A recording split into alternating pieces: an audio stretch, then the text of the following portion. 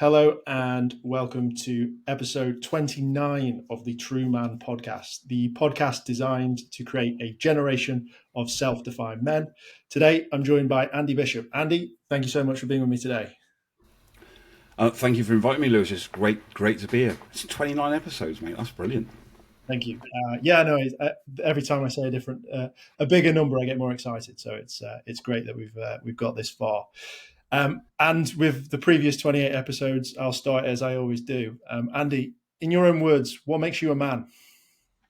God, that's a massive question, isn't it? Massive question. I think that's changed for me over the years. When I was a young man, what I thought a man was totally different to how I think now. I'm 53 years old now, so yeah, so much goes into it, doesn't it? So much that goes into being a man, especially in today's modern age. I think today, being a man is all about being comfortable with who you are and what you're doing, I think.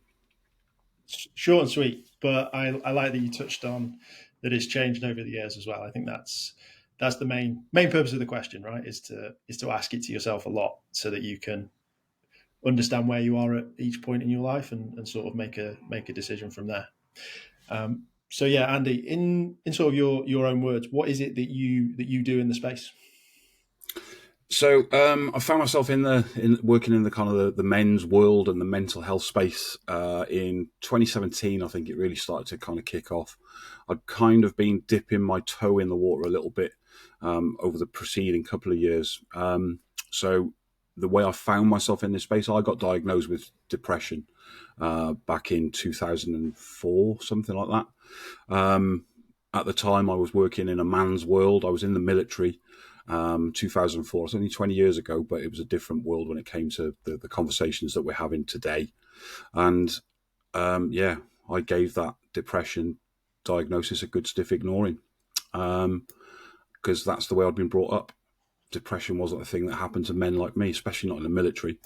All of the people I'd learned off had never spoken about mental health. So I carried that forward. Fast forward all the way through to 2017. I've been out of the military for 5 years. I've been through a suicide attempt myself where I couldn't adjust to civilian life. And I was really was struggling with everything that life was throwing at me. That was in 2012. And then 2017, I burnt out and broke down because I was still wearing this mask. I was still being this man that I thought I had to be. I thought that everybody else wanted to be rather than the man that I am. And then I found myself off work for 6 months with this burnout and breakdown, right bang in the middle of that period. I lost one of my oldest, closest and dearest friends to suicide. And that old, close, dear friend had pretty much the same upbringing as me. We'd served in the military for a long time together, and we were pretty much the same people. So, yeah, that's when I really started not going to town on, but sharing stories and talking about mental health and well-being at any opportunity. Amazing. Well, thanks for sharing that, and obviously, sorry to hear about your friend as well in that scenario. It's never a nice thing, especially when it's so close to home as well. Can you sort of go into a little bit more detail about why you think the military wasn't as equipped as it maybe is now? So the military, I think it was equipped. I think we had the pastoral care in place. The pastoral care was there certainly when, in my own experience, going through promotions and on every kind of promotion course, we touch on well-being all the way through my career. But there's a massive stigma in the military about using those services. So every military unit has the pastoral care with the padre. There's generally a women's Royal Volunteer Service kind of thing. There's usually some form of pastoral care available on camp for all the single soldiers. There's clubs and things like that. But then there's a stigma around going to them. There's a massive stigma around going and engaging in the services that these places offer. It certainly was during my time. What a lot of the places used to do was become little cafes, and the blokes would use them as somewhere to go and hide because of that stigma, because they knew that their seniors wouldn't be going in there. It was somewhere they could go and escape from the hierarchy, if you like, but not necessarily to use the services that were on offer. Okay. And what is it that you're doing now that you think is allowing people to maybe break down that stigma?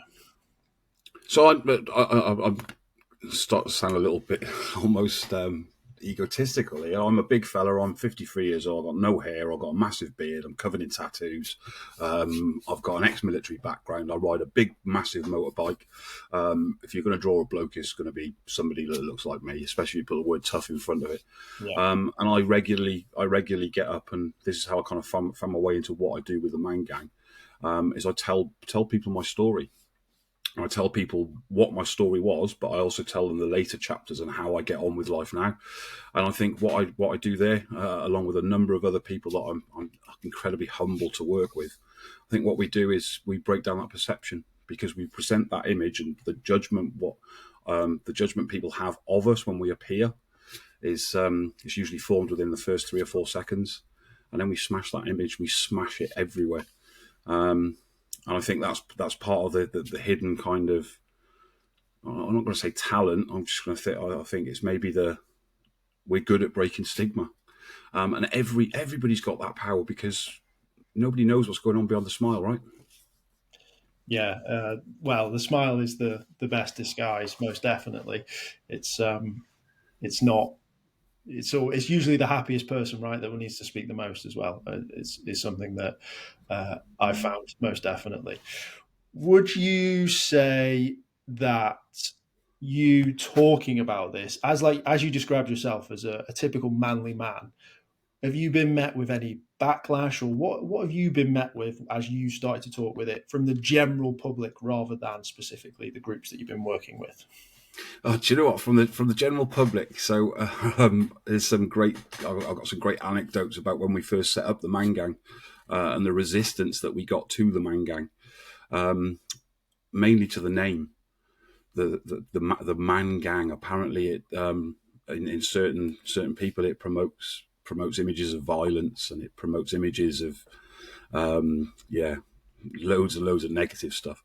But yeah, I get a lot of, I still do get quite a little bit of negative feedback about the name and about the colours that we've chosen to use. When we kind of, this is an example of it. So the spaces that we've created, and I know for a fact that guys that are involved in those spaces, they won't have any problems with me saying this. These spaces that we've created, they're that safe and free from judgment. We've had no less than 3 people actually come out around their sexuality.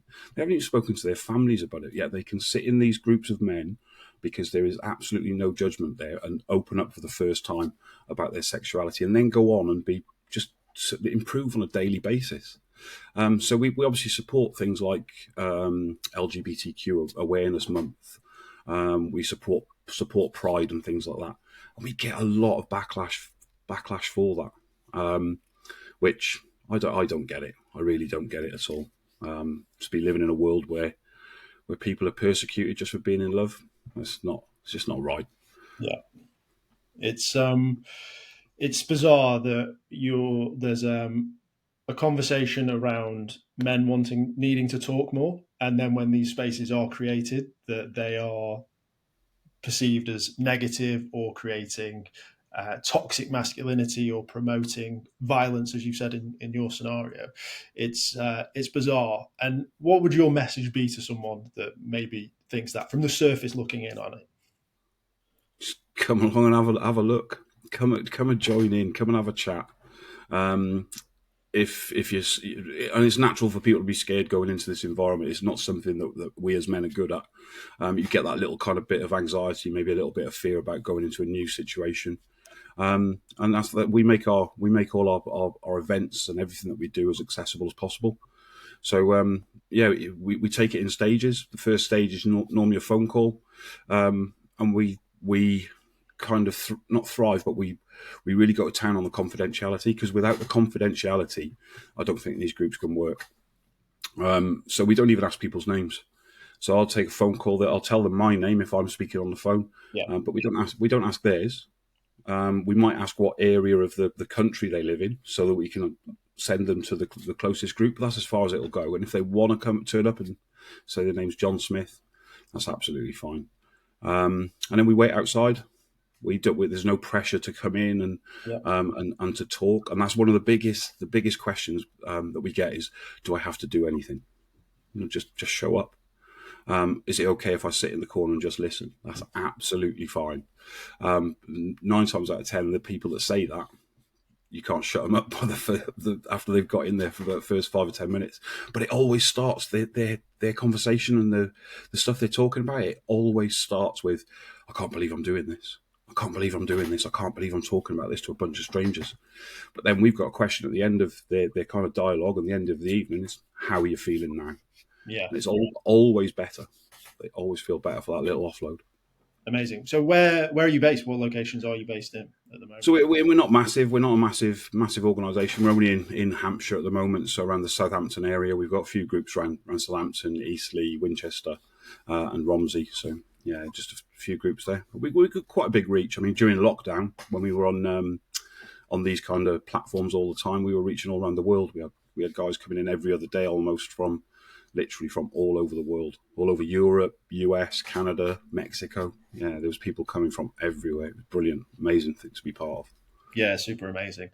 In your opinion, why is it that when men get together, it's a lot easier, like that stranger, even if it's a stranger, why do you think men are open to have these conversations in those rooms and maybe not have them with a partner or a family member? I think you've touched on it there. It's the stranger thing, isn't it? It's the power of talking to strangers. You can't underestimate that. I mean, how many times have you been in a taxi on the way back from somewhere? A couple of pints, inhibition's gone a little bit, and you start that conversation with a taxi driver, knowing that you're probably never going to see him again.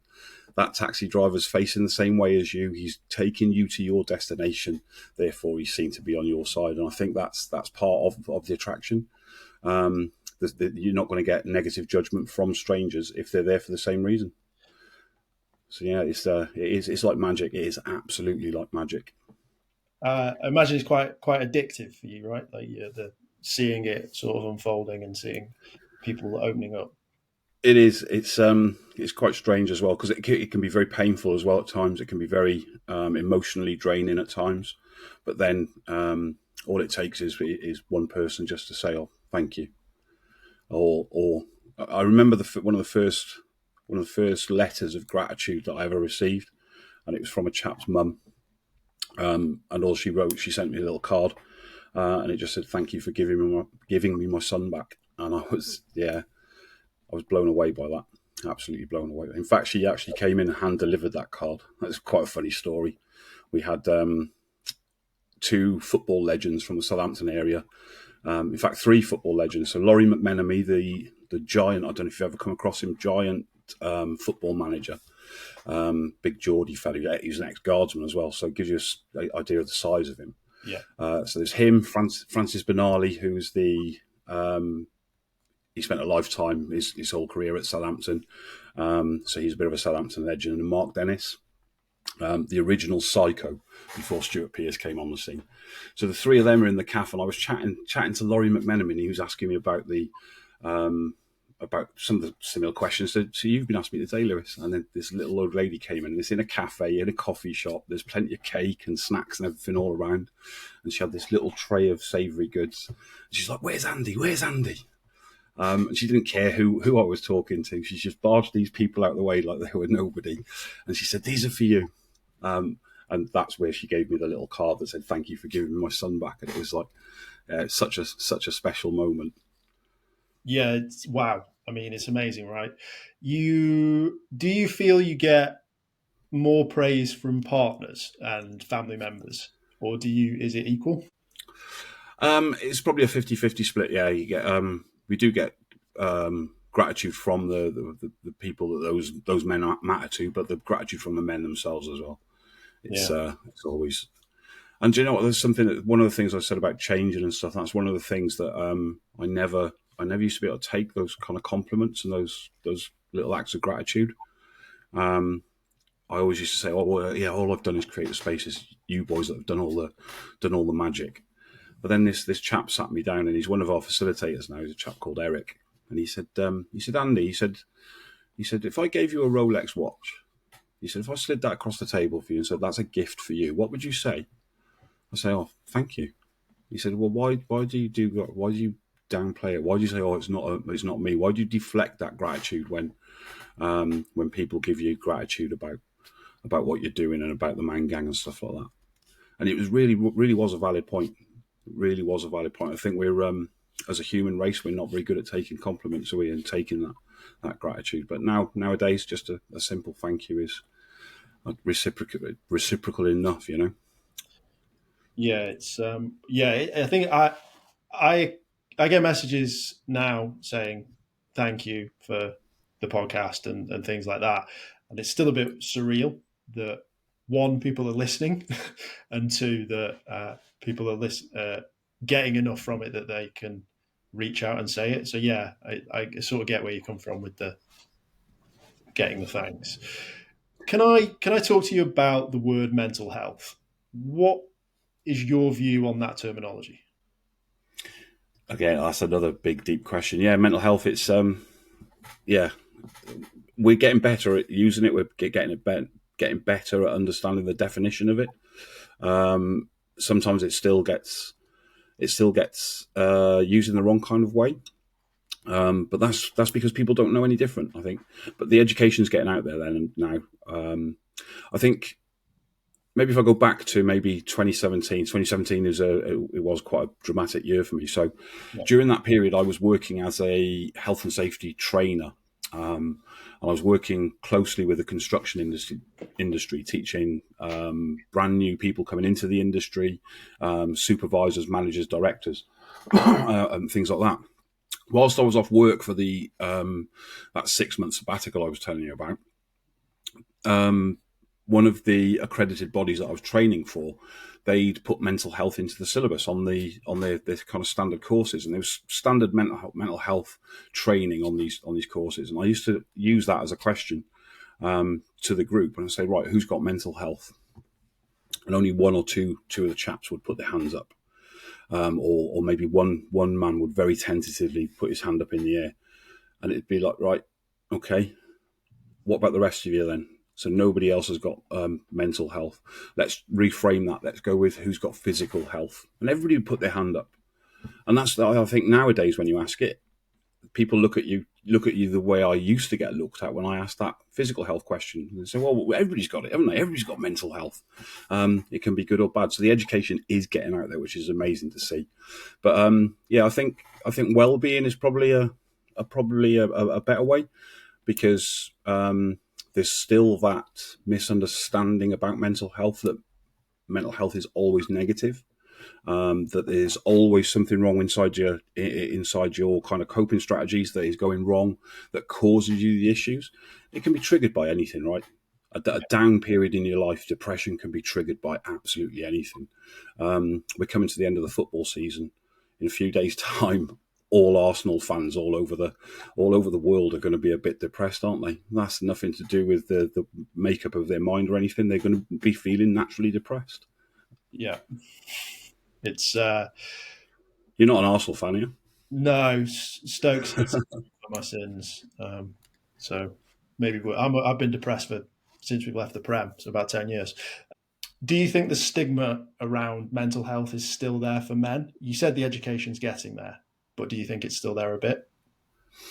Yeah, it is. Yeah. And I think it's always going to be there. The stigma is always going to be there, because when I say always, we've got a good few generations to go through before we totally eliminate this stigma. Working in the space as you do, we probably become a little bit excited about how much we're talking about it. But what we've got to be clear about is we are working in this space. It's what we do. We do hear about it all the time.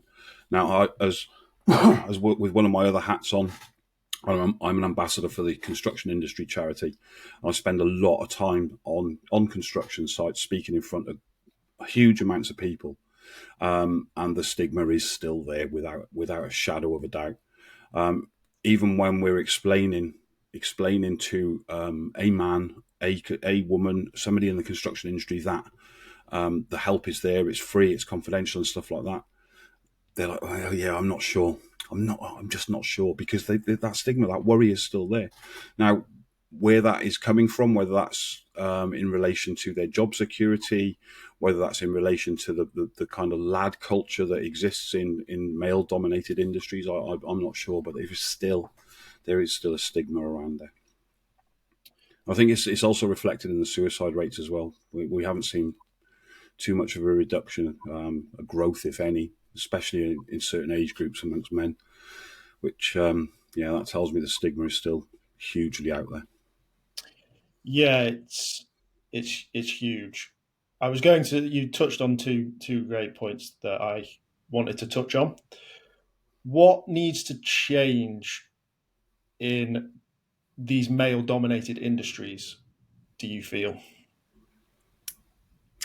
Again, huge question. I think we need to start educating a lot. I think the education needs to start a lot earlier than it does.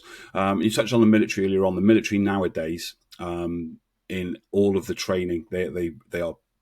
It's in the syllabus for basic recruits going through training. They have to spend well-being time.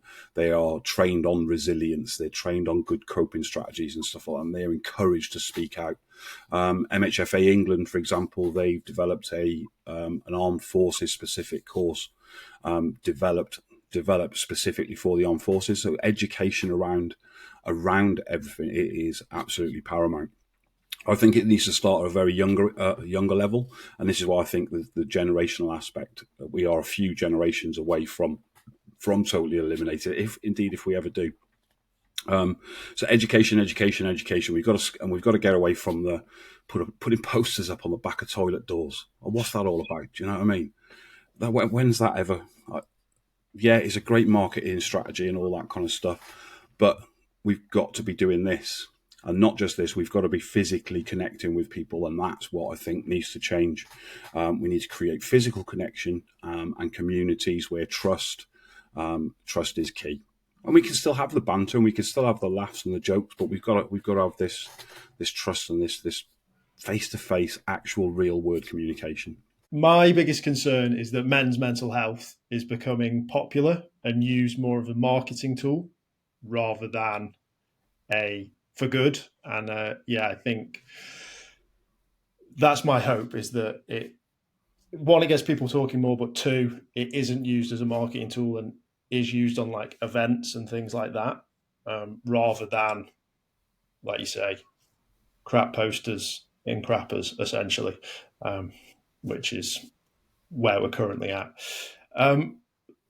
If you don't mind, are we okay to talk about your dealings with suicide and your suicidal thoughts? Is that okay? Yeah, you can. Yeah, I can talk about them. I'll give you a warning. No, a trigger warning. I hate trigger warnings, but I sometimes touches a bruise when I'm talking about it. I may shed a tear, and if I do, I'm okay with that.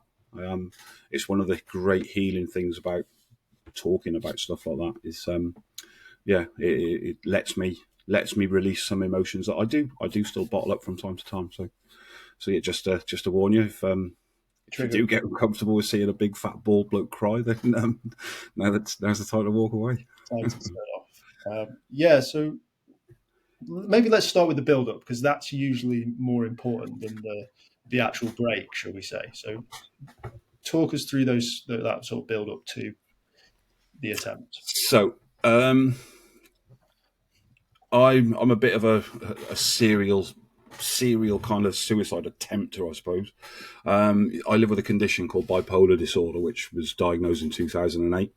And because I'm a bloke, and because there's no education, and because I didn't really care too much, I never really changed anything. So I was taking medication, stuff like that. So bipolar is I get periods of mania, and I get periods of intense depressive episodes, usually about 2 of each per 12-month period. Although it's been a bit sketchier lately. So 2012 was the year that I came out of the military. 2012 was the year that I was going to make it in the civilian world. I was going to go off and get into the events industry. That was my dream. Go off and run events and put events on all across the world. Make sure the logistics were done and all that kind of stuff. That was what I really wanted to do.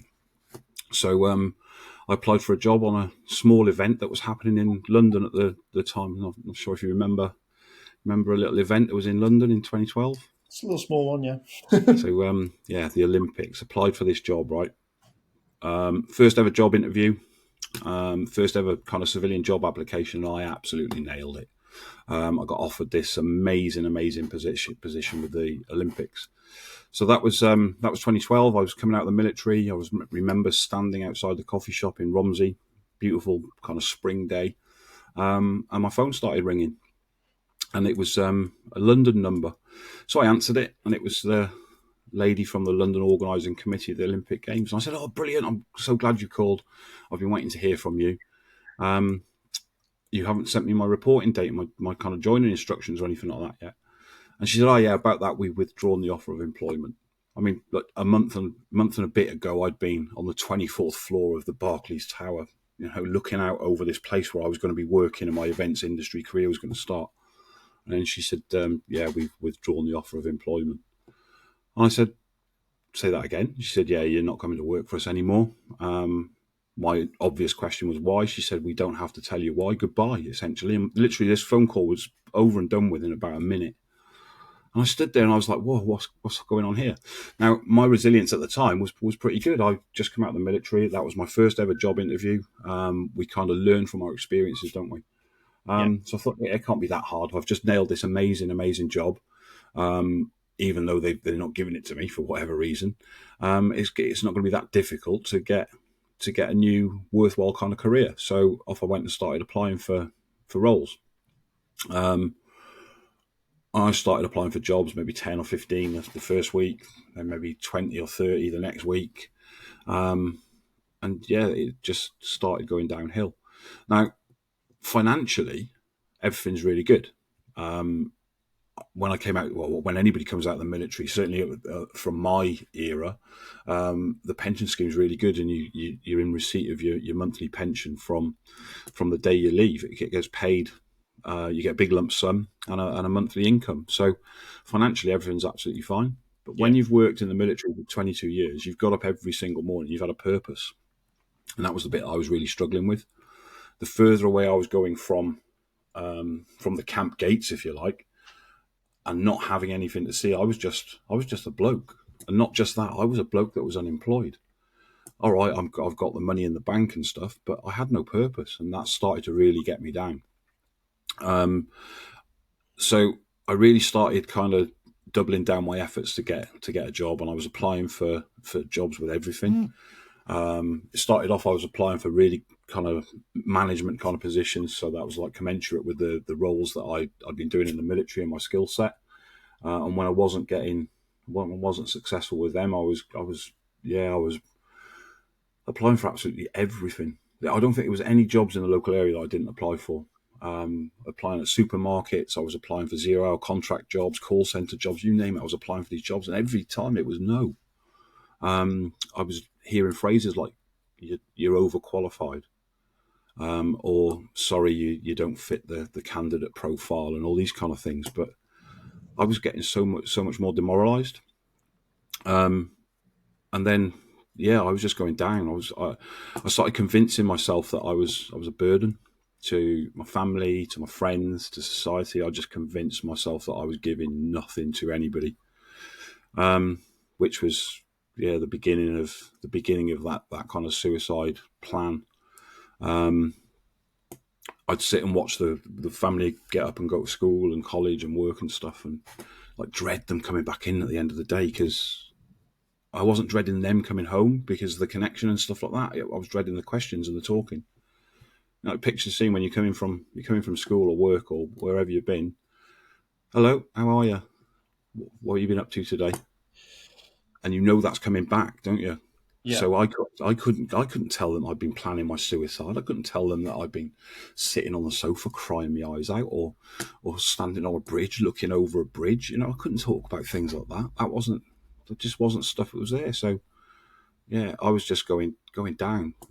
But what I did then was, I planned the end of my life, and I planned I didn't want the next year to start with me in it. So I chose. I think this goes some way to explain the rationality in my brain, like the way my brain was functioning. I chose the quiet week between Christmas and New Year to end my life because, do you know what I mean? Nothing ever happens then. That was, and I chose it. I chose it purposely. I was like, right, that's when it's going to be. There's nothing ever goes on there. That's got to be the time it was doing. And I didn't even think about Christmas. I didn't think about New Year. I never even thought of the effect that, like, the John Lewis advert might have on friends and family if I'd gone through and I'd actually died. Like, that's when does that come out? That starts in bloody October time, doesn't it? Yeah. I never even contemplated that. I just convinced myself that the world would be a better place without me because I was giving nothing. I wasn't really taking anything either, but I felt like I was. I had just no role in society. So yeah, that was it. Off I went and performed the deed, which obviously it didn't work because I wouldn't be sitting here now. But then it kind of did work, but didn't. It was yeah. There was a few kind of lessons learned from it. I remember performing the act that was supposed to end my life. So in the lead up, and then this, I don't know how. Like, again, this is rationality. So Christmas, my plan was give the family the best Christmas ever, which I was able to do financially, obviously because of the pension, all that kind of stuff, and the time to plan it. So that became a focus. Once Christmas is over, that's it. I'm kind of out of here. So the day that I'd chosen to end my life, rather than giving everybody a hug and telling them I loved them and doing all that kind of stuff, the reason I felt I couldn't do that was because they would think that something was wrong, because that's not how I was behaving. And believe me, I was an emotional wreck that day. So I remember walking around the house, and I remember just creating this atmosphere and creating an argument and basically being told to get out. And that's what I did. It kind of worked. And I walked out of the house and slammed the door, and that was supposed to be the last image of me alive. And then looking back at that on reflection, it was like, how cruel was that? How cruel was that? Because I've created this argument, I've created that environment where I'm going to go now and leave, and then maybe there's going to be 3 or 4 people that are thinking, is it because of that argument? And I never even occurred to me that would be a kind of knock-on effect from it. But yeah, I went out and sat in this place in the forest and just cried. I cried for hours. I weighed up everything. I didn't want to die. I know I didn't want to die, but I was weighing up the reasons to live, and I couldn't find the reasons to live. That was the strange thing. And I think that sums up my suicide journey. Is I didn't actually ever want to die. Yeah. I couldn't see any reason to live, which, when you say them together, they do sound different. But sometimes when you say them, they sound exactly the same, don't they? So yeah, that was it. I think when I performed the act that was going to end my life, and I've heard people talk about this in the past as well, is I had this feeling like the clouds that were like blocking my judgment for all these periods of time. Those kind of voices that were telling me I was shit, these voices that are telling me the reasons, the ones that I was arguing with like minutes before I did what I did, they all just disappeared. They shut up, and everything clouded. All the clouds had cleared, the curtains had drawn, everything has gone, and I really didn't want to die. So yeah, I spent that next probably about 12 hours, I think, just like keeping myself awake, because I knew if I fell asleep, there's no way I was going to survive what I'd done. So yeah, I think that's where my military training came in then, just keeping myself moving. Crawling around a frozen car park in the New Forest at 2:00 in the morning, when I say crawling, it wasn't crawling like a baby crawls lovingly towards its mother. I was dragging myself across the ground like a soldier under fire. It was all I could do to keep moving. So yeah, But then here comes a big mistake. A big mistake, but again, part of the learning process was, so I was on all kinds of medication. When I came out of the hospital after that period of treatment again, I knew better than the doctors. I knew better than all these professionals that were telling me what I needed to do and stuff. And my thinking was they were supposed to stop me from finding myself in the forest, not put me there. Yeah. So I binned everything. I binned the absolute lot, and then reverted to type. I got a job very quickly because I was so grateful for getting this job, and because of my military kind of upbringing. In the military, you get paid 24 hours a day, 7 days a week, so they can send you wherever they want to send you at whatever time they want to send you, and you carry on that kind of work ethic into civilian life. Yeah. But what I'd also noticed was people that I aspired to be like in civilian life, when you ask them, you say, "How are you?" They say, "Yeah, I'm good," or "I'm fine," or whatever. And they always follow it up with, "I'm busy." And that's what I thought I had to be successful, and to be a bloke was busy. I mean, what's that all about? What's that all about? It's a strange one. Well, thank you for sharing. It's always good to hear from someone, and it's a tough conversation. You talked about purpose, and my question is, do you think you can find purpose away from work? And if so, how do you find it? Yeah, absolutely, absolutely. One of my key questions, right? I've got two questions I ask everybody. Is the first one is, tell me who you are, and that's what the whole conversation is based around at the Man Gang. We start up with that question: tell me who you are right here, right now. Don't care what your job is, don't care what your name is, don't even care where you live, anything like that. Tell me who you are right now. And what we're basically trying to do is pull out of people exactly what you're feeling in that moment. So the purpose question, the purpose, I think we might mix that up a little bit with aims and procedures and visions and things like that, because my purpose right now is to talk to you, with the objective to maybe educate somebody, maybe to encourage somebody to lift up the phone. When we finish this podcast, my purpose will switch. The two dogs that have been on very good behaviour, they're due to go out for a word beginning with W. My purpose will then become looking after those dogs. But yeah, long-term purpose, I think, is to be the best that I can be for myself. And that sounds selfish, but unless I'm the best I can be for me, then I can't do the best for other people. And I think that's my purpose in life. So whatever I find myself doing in 10 years' time, I will strive to be the best I can be at it. I like the word selfish. Do you think men need to be more selfish? Absolutely. Absolutely, we do. We've got to stop being people pleasers. We've got to learn how to say no. We've got to make sure that we can look after ourselves, because we've got to give ourselves what we need, right?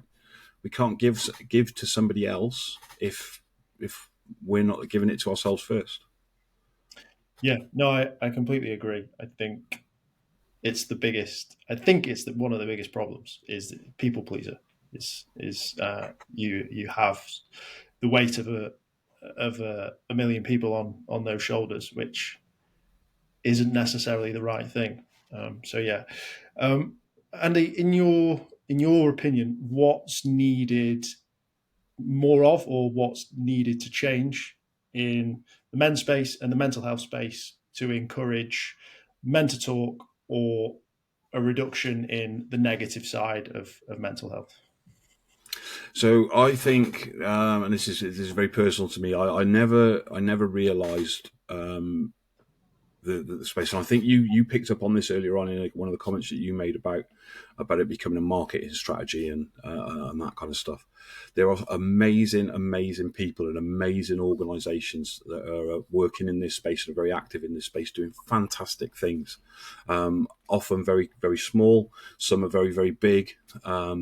But there's a lot of great work, and it's being done in silos.